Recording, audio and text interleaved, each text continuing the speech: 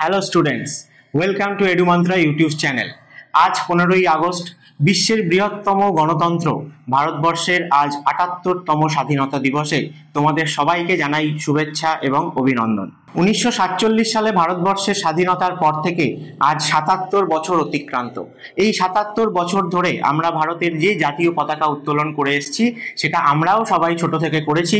তোমরা সবাই জানো যে ভারতের ত্রিবর্ণ রঞ্জিত যে পতাকা, গেরুয়া, সাদা এবং সবুজ, এবং মধ্যিখানে অশোক চক্র। কিন্তু আজকে চলো আমরা কথা বলি যে এই যে ভারতের জাতীয় পতাকা, যাকে আমরা 26শে জানুয়ারি বা 15ই আগস্ট বারবার প্রতি বছর উত্তোলন করে আসি এবং যার প্রতি আমরা সব থেকে বেশি গর্বিত হই, সেই জাতীয় পতাকা কিন্তু বারে বারে তার যে জার্নি সেটা কিন্তু শুরু করেছে অনেক আগে থেকে এবং পরিবর্তন হয়েছে বিভিন্নভাবে।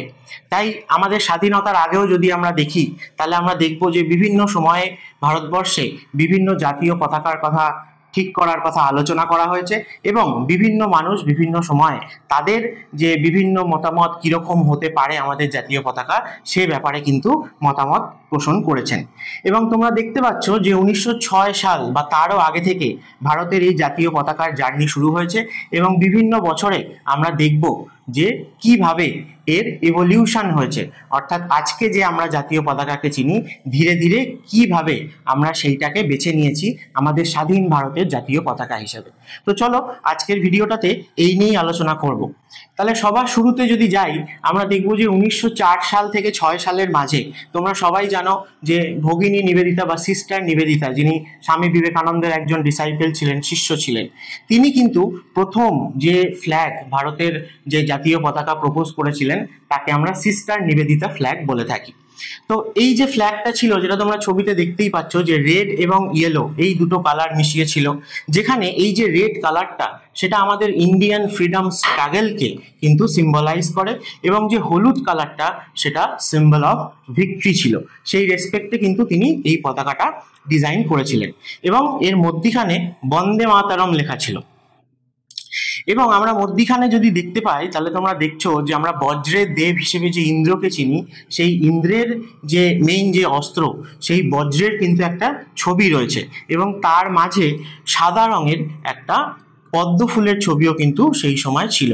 তো এই যে বজ্র, সেই বজ্র কিন্তু আমাদেরকে চিহ্নিত করতো যে স্ট্রেংথ, এবং যে পদ্ম ফুল বা লোটাস তার কিন্তু ছিল যে পিওরিটি অর্থাৎ শুদ্ধতা। তো এটা ছিল ভারতের বলতে গেলে প্রথম ফ্ল্যাগ। তো আজকে এই ভিডিওটা আমাদের স্বাধীনতা দিবসে একটা সুন্দর তোমাদেরকে ইনফরমেশন দিচ্ছি ভারতের জাতীয় পতাকা সম্বন্ধে, কিন্তু এটাও বলছি যারা যারা কম্পিটিটিভ এক্সামের অ্যাসপিরেন্ট আছো তারা কিন্তু দেখবে যে এই যে কোশ্চেনটা সিস্টার নিবেদিতা ফ্ল্যাগ বা এইরকম কোশ্চেন কিন্তু তোমরা WBCS এ আগেও এসছে, পেয়ে থাকবে। এরপরে যেটা ছিল সেটা আমরা দেখব 1906 সালে। 1906 সালে আমরা বলতে পারি যে প্রথম যে ট্রাই কালার যে ফ্ল্যাগ, অর্থাৎ তিনটে রং থাকবে পতাকায়, সেই রকম প্রথম ফ্ল্যাগ কিন্তু আমরা দেখতে পেয়েছি। কিন্তু এটাই একমাত্র ফ্ল্যাগ যেখানে একদম টপে কিন্তু নীল রং ছিল প্রথমে। ইন্ডিয়া ফ্ল্যাগের পরে আমরা কোথাও ব্লু কালার দেখতে পাবো না তেমন। এছাড়া মধ্যিখানে ইয়েলো ছিল এবং লাল ছিল সবার নিচে। তো এই যে ওপরে যে ব্লু কালার যেটা ছিল তার মধ্যে আমরা এরকম 8খানা কিন্তু স্টার দেখতে পাই, যেটা অনেকে বলেন যে সেই সময় ভারতবর্ষের যে 8টা প্রভিন্স তাদেরকে চিহ্নিত করার জন্য এই 8টা স্টার দেওয়া হয়েছে, ঠিক আছে। এবং এই যে দেখো রেড কালারের যে নিচে যে স্ট্রিপটা রয়েছে সেখানে কিন্তু আমরা সূর্য এবং চাঁদ তারা এই দুটোর কিন্তু ছবি এখানে দেখতে পাই। আর মধ্যিখানে হলুদ রঙের মধ্যে বন্দে মাতরম লেখা রয়েছে দেবনাগরী স্ক্রিপ্টে। তো এটা ছিল 1906 সালে, অর্থাৎ সিস্টার নিবেদিতা ফ্ল্যাগের পরে। এরপরে আমরা যেটা দেখব যে প্রথম যদি আমরা দেখি, তোমরা জানো যে মাদাম কামা জার্মানি স্টুটগার্টে প্রথম মানে ভারতের বাইরে ভারতের জাতীয় পতাকা উত্তোলন করেছিলেন। কিন্তু ঠিক সেই সময় আমরা যদি কলকাতায় দেখি তাহলে 1906 সাল, বুঝতেই পারছো তো বঙ্গভঙ্গের সময় চলছে। সেই সময় কলকাতার পার্সি বাগান স্কোয়ার এই জায়গাটাতে প্রথম কিন্তু বাঙালিরা মিলে ত্রিবর্ণ রঞ্জিত পতাকা উত্তোলন করে, যেটাও কখনো এইরকম বলা হয় কখনো এরকম বলা হয়। সেজন্য আমি দুটো ছবি তোমাদেরকে দেখাচ্ছি, দুটো অনেকটা সিমিলার, খালি রেড কালারটা কোথাও নিচে ছিল এবং এই রেড কালার নিচে যেটা ছিল এই পতাকাটাই মাদাম কামাও কিন্তু বাইরে করেছিলেন, ইন্ডিয়ার বাইরে জার্মানিতে। তো সেখানে যদি আমরা দেখি, এটা যেহেতু ক্যালকাটায় করা হয়েছিল এটাকে ক্যালকাটা ফ্ল্যাগ বলা হয় এবং এর ওপরে আগে যেখানে আমরা 8টা স্টার দেখছিলাম, এখানে তোমরা 8টা পদ্ম ফুল দেখতে পাবে। তো সেই জন্য এই ক্যালকাটা ফ্ল্যাগকে আবার আমরা লোটাস ফ্ল্যাগও কিন্তু বলে থাকি। তো এখানে দেখো যেটা বলেছি যে এই যে রেড স্ট্রিপ যেটা, সেখানে যে দুটো সিম্বল, বা যদি তোমরা নিচেরটাতেও দেখো এই যে গ্রিন স্ট্রিপ, সেখানে যে দুটো সিম্বল এর আগেরটাতেও ছিল সেটা কিন্তু ক্যারি ফরওয়ার্ড হয়েছে। এবং মধ্যিখানে যে বন্দে মাতরম লেখা দেবনাগরী স্ক্রিপ্টে, এটাও কিন্তু কন্টিনিউয়েশন হচ্ছে, কারণ কাছাকাছি সময়েরই ঘটনা। আমরা 1904 থেকে শুধু 1906 অব্দি এসেছি। তো আর এটা সম্বন্ধে আমাদের যেটা ইম্পর্টেন্ট সেটা তোমরা মনে রেখো যে শচীন্দ্র প্রসাদ বোস এবং সুকুমার মিত্র, এই নামগুলো তোমরা ইন্ডিয়ান ফ্রিডম স্ট্রাগলে অবশ্যই পেয়েছো। তো তাদেরই কিন্তু ইনভলভমেন্টে এইটা হয়েছিল। আর আমরা বলতে পারি যে বয়কট ডে যেদিন, অর্থাৎ আগেই বললাম যে বঙ্গভঙ্গের সময় সেটা, তো সেই সময় আমাদের যে বয়কট আন্দোলন হয়েছিল, সেই বয়কট ডে হিসেবে যে দিন ঠিক মানে নির্ধারণ করা হয়েছিল, পার্টিশন অফ বেঙ্গলের এগেনস্টে আমরা বয়কট করব, বা আমরা স্বদেশি পণ্যকে প্রমোট করব, আমাদের যে ফরেন গুডস এগুলোকে আমরা বয়কট করব। এই বয়কট ডে যেদিনকে নির্ধারণ করা হয়েছিল যে পালন করা হবে, সেদিনকে সুরেন্দ্রনাথ ব্যানার্জি কিন্তু এই পতাকাটা উত্তোলন করেছিলেন। কোথায়? কলকাতার পার্সি বাগান স্কোয়ারে। ঠিক আছে, তো এইটা আমরা দেখতে পাই 1906 সালে। এরপরে যে জাতীয় পতাকা উত্তোলনের কথা আসবে ভারতের, সেটা আমরা দেখব যে ভারতের বাইরে হয়েছিল, যেটার কথা বলছিলাম যে মাদাম কামা 22শে আগস্ট 1907 সালে জার্মানির স্টুটগার্ট শহরে ভারতের জাতীয় পতাকা উত্তোলন করেছিলেন। এবং এই পতাকাটাও এই আগে যে আমি ক্যালকাটা ফ্ল্যাগ দেখলাম তার সাথে অনেকটা সিমিলারিটি তোমরা খুঁজে পাবে। এবং মাদাম কামাকে দেখতেই পাচ্ছ হাতে এই পতাকা নিয়ে। এবং এই পতাকাতেও কিন্তু একদম ওপরের যে স্ট্রিপটা, সেখানে কিন্তু ওই 8টা পদ্ম ফুলই ছিল। এবং আরো ইম্পর্টেন্ট ব্যাপার হচ্ছে যে এই যে ফ্ল্যাগটা, এটা ডিজাইন করেছিলেন কারা? না মাদাম কামা তো অবশ্যই ছিলেন, তার সাথে বিনায়ক দামোদর সাভারকার এবং শ্যামজি কৃষ্ণ ভার্মা, এনারা তিনজন মিলে কিন্তু এই ফ্ল্যাগটা ডিজাইন করেছিলেন। এবং এইটা 1907 সালের ঘটনাটা খুব বেশি ইম্পর্টেন্ট, তার কারণ হচ্ছে প্রথম কোনো ইন্ডিয়ান ফ্ল্যাগ ভারতের বাইরে উত্তোলন করা হয়েছিল। এবং এটাকে সেই জন্য জার্মানিতে হয়েছিল, তো বার্লিন কমিটি ফ্ল্যাগ বলতেও কিন্তু এই ঘটনাটা বা এই সময়ের যে ফ্ল্যাগটা সেইটাকেই বলা হয়। আর এটা অনেকটাই যে ফার্স্ট ফ্ল্যাগের সাথে সিমিলার ছিল টপ স্ট্রিপ, যেটা আমি বলছিলাম যে এর আগের যে দুটো ছবি তোমাদেরকে দেখালাম, যে সেই দুটোর সাথে কিন্তু সিমিলারিটি পাবে। এই ওপরেরটা যেটা, এটাই কিন্তু তোমরা এখানে দেখতে পাচ্ছ যে মাদাম কামা হাতে নিয়ে দাঁড়িয়ে আছে। ঠিক আছে, আর কি না, আর ইম্পর্টেন্ট হচ্ছে দেখো এখানেও তাহলে 3টে কালার আমরা পাচ্ছি। একটা গ্রিন পাচ্ছি একদম টপে, আর একটা গোল্ডেন স্যাফরন বলা হচ্ছে মিডিলে, যেটা অনেক সময় ইয়েলো বলা হয় আর কি, সেইটা যেখানে বন্দে মাতরম লেখা ছিল। আর রেড কালার পাচ্ছি আমরা একদম বটমে। ঠিক আছে, তো এটা নিয়ে কিন্তু WBCS আগে কোশ্চেন হয়েছে, অনেকবার হয়েছে। ঠিক আছে, তো সেটাও তোমরা চিনে রেখো, দেখে রেখো, ঠিক আছে, ভারতের পতাকার ইতিহাস হিসেবে। আচ্ছা, নেক্সট আমরা চলে আসি আবার 1916 সাল। ঠিক আছে, 1916 সালে পিঙ্গালি ভেঙ্কাইয়া, যাকে আমাদের ভারতীয় জাতীয় পতাকা এখন যেটা আমরা ফলো করি, সেটা অ্যাকচুয়ালি বলা হয়ে থাকে যে ওনারই ডিজাইন করা। তো এই যে পিঙ্গালি ভেঙ্কাইয়া, এনাকে প্রথম মহাত্মা গান্ধী এই 1916 সালের নাগাদ বা এই সময়টায় দায়িত্ব দিয়েছিলেন যে ভারতের একটা জাতীয় পতাকা ঠিক করতে। তো পিঙ্গালি ভেঙ্কাইয়া একজন রাইটার ছিলেন, একজন জিওফিজিস্ট ছিলেন। কিন্তু মহাত্মা গান্ধী ওনাকে বলেছিলেন যে একটা চক্র মধ্যিখানে রাখতে পতাকার, যেটা ইন্ডিয়ার যে ইকোনমিক যে রিজেনারেশন, যে গ্রোথ, সেটার একটা সিম্বল হিসেবে। তো এখানে আমি যে ছবিটা নিয়েছি, এটা কিন্তু অ্যাকচুয়ালি 1916 সালে হয়নি। এটা আমরা পরবর্তীকালে দেখবো 1921 সালে গিয়ে পতাকার রূপটা এরকম দাঁড়িয়েছে। কিন্তু 1916 সালের ঘটনাটা কি হয়েছিল না, গান্ধীজি ওনাকে বলেছিলেন, তো তারপরে উনি একটা ফ্ল্যাগ ডিজাইন করে দিয়েছিলেন। তো খাদির ওপরে বানানো হয়েছিল স্বাভাবিক, এবং রেড আর গ্রিন এই দুটো কালার দিয়ে বানানো হয়েছিল। দেখো এতক্ষণ ধরে কিন্তু সব ট্রাই কালার ফ্ল্যাগ চলছিল। এই প্রথম আবার এই 16 থেকে 21 সালে গিয়ে এই ফ্ল্যাগটাই ফাইনালাইজ হবে, কারণ 16 সালে যেটা ডিজাইন বানিয়েছিল সেটা আমি খুঁজে পাইনি আর কি। তো স্বাভাবিকভাবেই আমি এটাকেই তোমাদের সামনে রেখেছি। ভাবো যে এর একটু ওল্ডার ভার্সন ছিল, এতটাও ভালো ছিল না ব্যাপারটা। এবং প্রথম আমরা দুটো কালার দেখতে পেলাম, রেড আর গ্রিন, আর তার সাথে মধ্যিখানে আমাদের গান্ধীজির যে চরকা আর কি, তার ছবি রয়েছে। কিন্তু মহাত্মা গান্ধী এই ফ্ল্যাগটাকে 1916 সালে অ্যাপ্রুভ করেননি। উনি 21 সালে গিয়ে এই ভার্সনটাকে অ্যাপ্রুভ করেছিলেন, এর আগের ভার্সনটাকে করেনি। কেন করেননি না, এখানে রেড যে ব্যাপারটা সেটা মানে পিঙ্গালি ভেঙ্কাইয়া তিনি বলেছিলেন যে হিন্দু কমিউনিটিকে রিপ্রেজেন্ট করে এই রেড কালারটা। গ্রিন কালারটা মুসলিম কমিউনিটিকে রিপ্রেজেন্ট করে। কিন্তু যেহেতু এই ফ্ল্যাগে ইন্ডিয়ার বাকি আদার্স কোনো কমিউনিটিদের নিয়ে কোনো কথা বলা হয়নি বা কোনো কালার সেভাবে রিপ্রেজেন্ট করা হয়নি, তাই জন্য কিন্তু মহাত্মা গান্ধী এই ফ্ল্যাগটাকে বা প্রথম ডিজাইনটাকে বাতিল করে দিয়েছিলেন। তাহলে 1921 সালে এই ফ্ল্যাগটা অ্যাপ্রুভ হওয়ার আগে এর মধ্যখানে আরো একটা ফ্ল্যাগ আমাদের সামনে আসে। সেটার পেছনে কে ছিলেন না বাল গঙ্গাধর তিলক। সেই সময় হোম রুল লীগ বা হোম রুল মুভমেন্ট হচ্ছে এবং ইন্ডিয়াতে ওই সময়টা আমরা দেখব 1917 সাল। সেই সময় বাল গঙ্গাধর তিলক অনেকটা অ্যাক্টিভ হিসেবে রয়েছেন ভারতের স্বাধীনতা আন্দোলনে, এবং সেই সময় থেকে কি হচ্ছে না ইন্ডিয়া ডোমিনিয়ন স্ট্যাটাস দাবি করেছিল যে ব্রিটিশদের আন্ডারে থেকে কিভাবে আমাদের দেশকে শাসন করবে। তো এই যে Dominion status first time India demand করছে, সেইটার কিন্তু একটা প্রতিচ্ছবি আর কি আমরা এই ফ্ল্যাগের মধ্যে দেখতে পাবো, যেটা তোমরা এখন বিভিন্ন দেশের ফ্ল্যাগের মধ্যে দেখো যে একটা ব্রিটেন বা ইউএস এর ফ্ল্যাগ থাকে এবং বাকি আদার্স। তো তখন কিন্তু এই প্রথম এবং এই একমাত্র আমাদের ইন্ডিয়ান ফ্ল্যাগের মধ্যে এটা বাল গঙ্গাধর তিলক ইনক্লুড করেছিলেন, কারণ ইন্ডিয়া তখন ডোমিনিয়ন স্ট্যাটাসের জন্য দাবি করছে ব্রিটিশদের কাছে।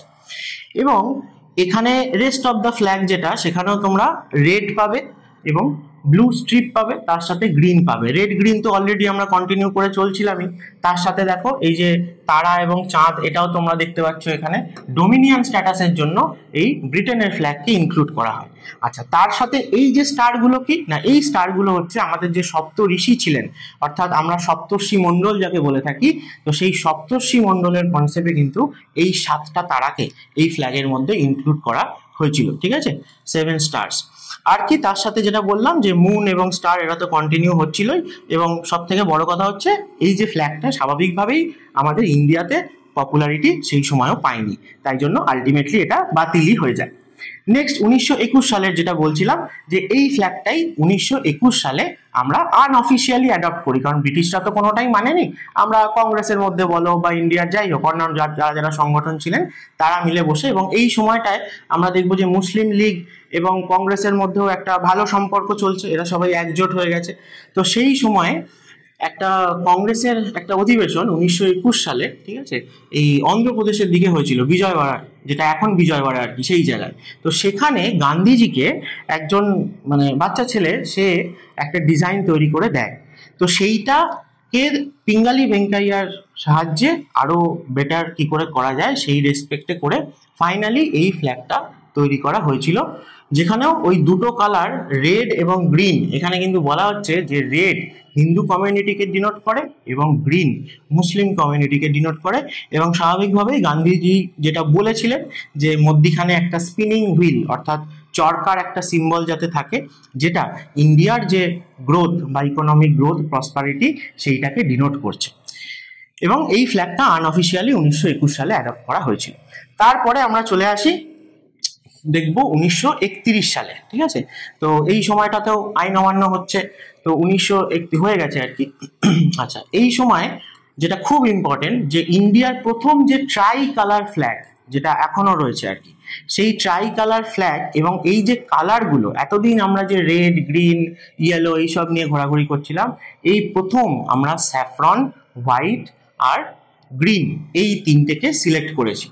এবং তার থেকেও খুব ইম্পর্টেন্ট যেটা এখানে, সেটা হচ্ছে যে এতদিন ধরে সবকটা ফ্ল্যাগের মধ্যেই একটা কমিউনাল ব্যাপার ছিল, যে এই কালার এদেরকে রিপ্রেজেন্ট করছে, ওই কালার ওদেরকে করছে। এই প্রথম ইন্ডিয়ান ফ্ল্যাগে যে কালারগুলো সেগুলো কোনো রিলিজিয়াস কমিউনিটিকে কোনো ডিনোট করলো না, ঠিক আছে। অর্থাৎ কালারের মধ্যে থেকে আমরা আর কোনো কমিউনাল অ্যাঙ্গেল খুঁজবো না, সেটাও কিন্তু এই প্রথম হলো, ঠিক আছে। সেই জন্য এই ট্রাই কালার ফ্ল্যাগ আমাদের কাছে খুব ইম্পর্টেন্ট, 1931 সালে যেটা আমরা অ্যাডপ্ট করেছিলাম, ঠিক আছে। এবং এই ট্রাই কালার এখনো কন্টিনিউ হয়েছে। আর মধ্যিখানে যদি তোমরা দেখো এখন যেটা অশোক চক্র হয়ে গেছে, তখন সেটা গান্ধীজির সেই চরকাই ছিল, স্পিনিং হুইল, ঠিক আছে। তো এই কালারগুলোর কথা আমরা আমাদের প্রেজেন্ট ফ্ল্যাগেই চলে আসি। তাহলে 1931 সালের ফ্ল্যাগটাই আমরা অলমোস্ট সিমিলার দেখতে পাই, খালি মধ্যিখানে চরকা নেই আর হয়ে গেছে চক্র, যাকে আমরা ধর্মচক্র বলি বা অশোক চক্র বলি, তাই তো, অশোক স্তম্ভের নিচে যাকে আমরা পেয়েছি।